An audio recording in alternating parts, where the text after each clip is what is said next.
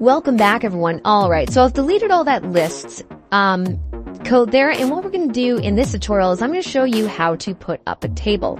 Now, up until recently, a lot of the web has been built off of tables, and it's kind of an old part of the web, but I do want to show you how to build a table anyway. So we do need a table tag, and this one's going to be a little bit different. I'm just going to type in table here, and of course we need that slash in there.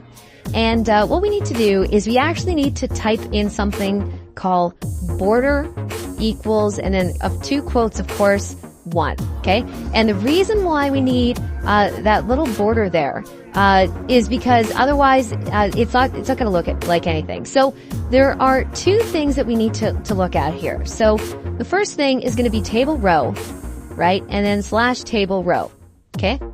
And for the most part, we have table row, and then in the table row we have table data, okay?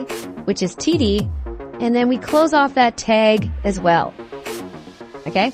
And we can say here, we'll just put item in there, okay? And as you can see, that's a table there. And I'm going to copy and paste the table data. There we go. Okay, so now you can see I'm just adding columns to the table by adding the table data, okay? Now, if I added another table row, watch what happens. So we got another table row, and we got slash table row, right? And you can kind of see it on the underneath side here, but not really. But let's go ahead and put in a table data, and we'll just type in the word item again, because again, I just want to show you what's going on here. And then we got TD here, and you'll notice that since there's only one table data here, so one column, the rest of these columns are blank. So what we need to do is we, for the most part, need to just copy and paste this over, and you can see that we now have items there. Now, you can copy and paste this as many times as you want. So I'm just gonna do that actually. So you can see that here. Everything is, that's pretty much what a table is. And you can put lots of different things in a table. For example, you can type in bold, right? And then you can see here that only that table data is equal to bold, okay? It's pretty simple. And then we got the item here. That's pretty much what it is. You can format these, you can put pictures in them, you can put links in them, you can do pretty much whatever you want here, okay? The only other thing that you can do here is, I'm just going to go ahead and just type an item, is you can actually add in something called a table header, okay? And I'm just going to say item, and I'm going to close off the table header, okay?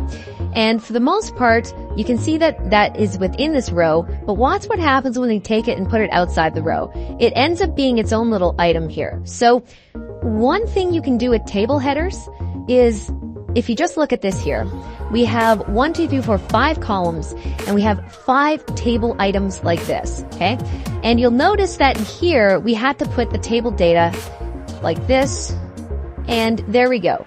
We have all 5 items here within the table row, but the table header, you don't necessarily need to do that. And by default here, the table item is bold. Now, what would happen if we put in an H1 here, okay? Guess what? It would actually be a header 1. You can actually put in the header 1 tag within a table too, right? You can put in a lot of the tags here.